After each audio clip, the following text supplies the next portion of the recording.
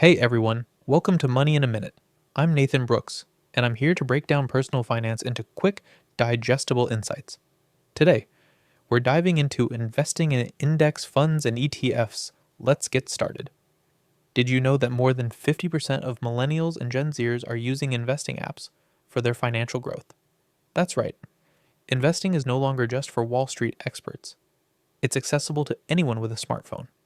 And today, we're focusing on two super popular and beginner-friendly options: index funds and ETFs. Now, I know investing might sound like a big, scary word, but trust me, it doesn't have to be.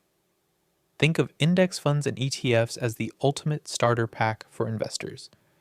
They're like a buffet of stocks and bonds, giving you a little taste of everything without having to pick and choose each investment yourself.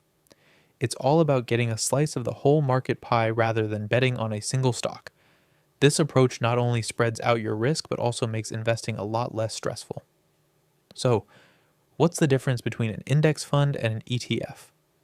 Both are baskets of investments that track a specific index, like the S&P 500, which you've probably heard of.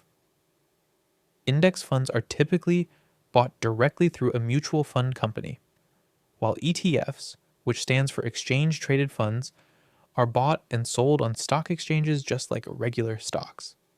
The main advantage of ETFs is their flexibility. You can trade them during market hours, making them a great choice for those who like to keep things active.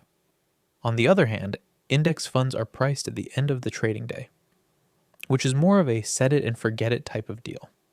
Now let's talk about why these are great options for young investors. First off, they're cost effective. Both index funds and ETFs usually have lower fees compared to actively managed funds, which means more money stays in your pocket. Plus, they offer diversification, which is just a fancy way of saying you're spreading your money across different investments to reduce risk. You don't have to be a stock picking whiz to invest in index funds or ETFs. You're essentially betting on the overall market, which historically tends to go up over time. Here's a real life example. Let's say you have $500 to start investing. With that money, you could buy a few shares of an ETF that tracks the entire US stock market.